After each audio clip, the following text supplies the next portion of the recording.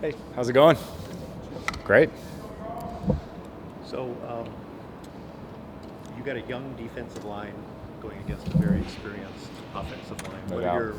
What's your kind of assessment of them, and what concerns, if any, do you have about Yeah, them? I mean, it's definitely, it's one of the top O-lines in the league, and Coach Stoutland has been there for a while, and obviously new offensive coordinator, but as you see a lot of the same stuff, you can tell that a lot of the continuity that they've had, and they've done a great job developing those guys. You can see they have a philosophy, and it's a great challenge, like it is any week, but this week especially. I think Brandon was saying that you can't practice going against that because one, the fear of injury, but just two, it's not something you're doing this late in the season. What are you teaching a guy who's never seen it before about how to stop the Tush Push, yeah, it's that's something they have a huge advantage on, obviously because it's something you can tell that they installed in the off-season training camp, and they do it every week, and it's kind of it was starting to go around the league a little bit more last year, and you can tell since they made that little bit of a rule change that it's kind of gone away from some of the other teams, and yeah, it's an extremely hard play to stop, and it's a very efficient play for them. So yeah, we just obviously you try to do it in walkthroughs and simulate it best you can, and hopefully I come up with a good plan to stop it.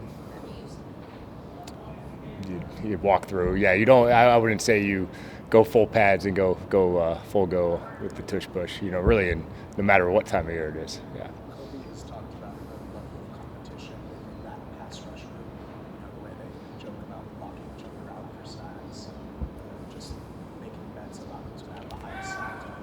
How have you kind of seen that competition and just overall growth? You're just really seeing those guys grow together, seeing their execution, playing off one another, running games off one another, running natural rushes off one another. It's a lot of competition for who gets the sacks, but they're very happy for each other. I don't see it as obviously a selfish group at all. They're so happy for each other. They love rushing together, and they're just continuing to grow and get better and better every week. How have you seen the programs just from the start of the season? Oh man, a lot of different things. I think it's some of how GIF, AC, and Joe, they do such a great job how they've went about coaching it and installing it through our walkthroughs, and then kind of regressing into practice, how we're coaching certain things, understanding when some of those opportunities are to rush a passer, and I think that's the biggest thing is earning the right, stopping the run first, earning the right to put him in those passing situations, so you actually get him to throw it, and a lot better chances to rush. Coach. What you've seen on film, what's made Saquon Barkley so successful this season? It's a great fit for them. Great fit for them. Like we just talked about the O-line.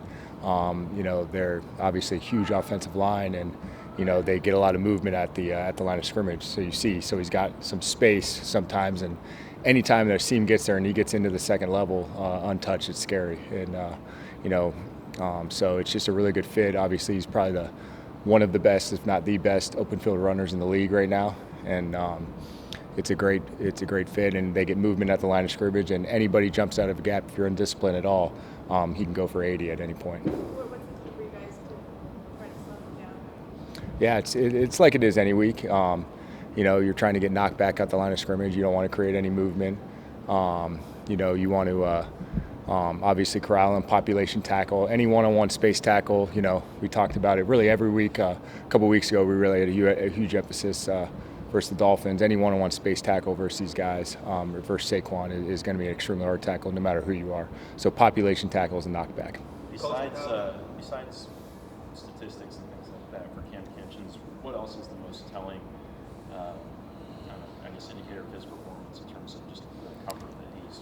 The coolest thing about that is he's been, since for the last 4 or 5 weeks, he's been coming in and meeting with Ob and Beak extra almost every single night, every single morning. He's in there, and you just see that progression and how he's becoming more and more comfortable, and you can see him communicating more comfortably. And Cam Curl, ended up kind of missing some practice with the knee injury, so he ended up getting a bunch of practice reps.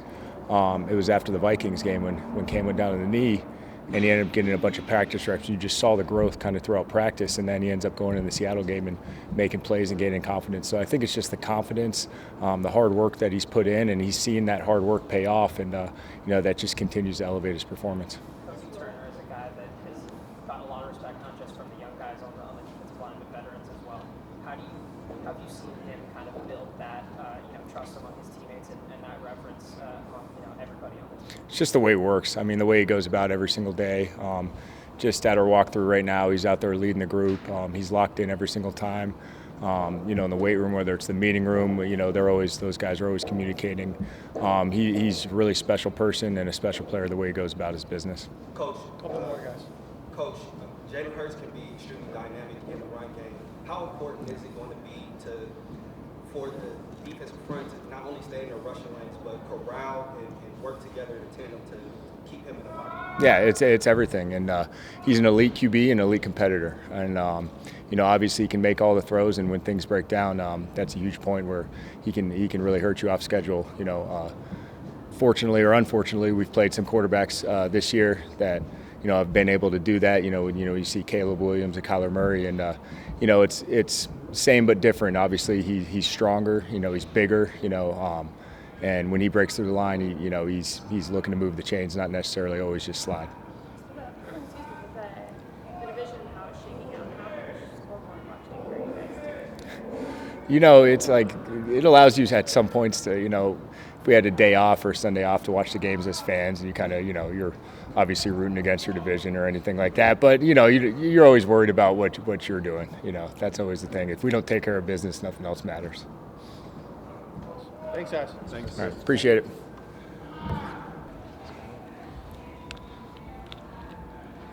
What's the evaluation of the offensive line for a couple changes up there? Yeah, I thought they played well. I thought they gelled well. I thought it was probably our most complete game in both facets, both the run game and pass game. Really fought hard to give Matthew an extra click, which is always key and critical when you have a quarterback like him. In terms of you give him an extra click, good things happen. Run game got going a little bit. Still a lot of room for improvement though, and I know those guys know that. Ryan McClellan is someone who got a couple starts earlier in the year and still looked like he was finding his speed. What did you see from him quickly now? Yeah, I thought sometimes when you get to take a step back and he's still a young guy. Didn't have a lot of practice time even a year ago, right, as he was kind of battling some injuries and stuff like that. So for him to get a little early time with training camp and earlier in the season, take a step back, watch Rob, and then get pushed into action, I thought he did a good job and, helped that line have the day they had. But as always, a lot of room for improvement amongst everybody. What are the main challenges facing Vic Fangio Defense? Yeah, he's arguably the best of this generation. I mean, his defenses are always elite. They're always really good. They always play really hard. He's about as structured as they come in terms of tendencies and percentages. You just can't pop him on anything. He knows that. We know that. So it's always a challenge going against him. You don't know whatever wrinkle he's going to have. Tons of respect for Vic.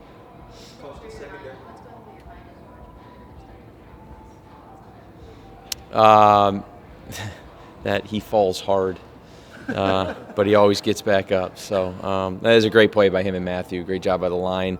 He put the ball where it needed to be right there, and if it's in the vicinity, you feel good. Puka's going to come down with it, and it's a big man. It's a dense man. So when he falls, it's a little different than Tutu falling, but he's always going to get up.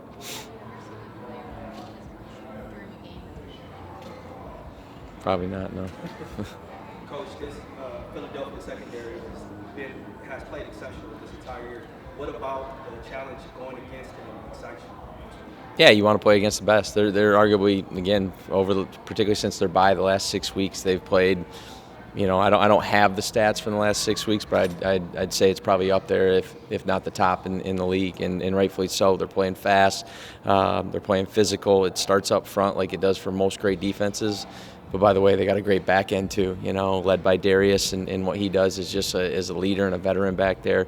You can see the influence he has on the young, DBs that they have, and I saw that firsthand when I was with Richard Sherman. You just have guys that you respect, that young guys are going to look up to those vets, and you start to see them kind of mimic a lot of the stuff they do. So smart, savvy, tough, great challenge for us. There's a lot of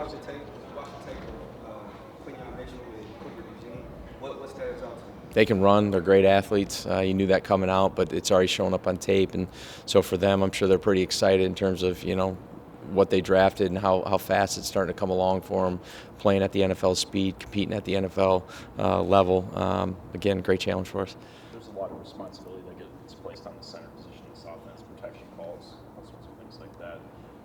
In that regard, what stands out about the ownership Beaux Limmer has shown? Yeah, I think it just every week, just the experiences that he's going through, whether it be on the practice field or more importantly on Sundays, taking those things that he's learning, applying them, and making sure that just things are just happening smoother and quicker and more decisive. So I think there's been a better rapport as the weeks have gone on with him and Matthew, and I thought it showed last week. And you just hope to continue to build on that. Man, you guys are easy. Thanks, Mike. Appreciate y'all.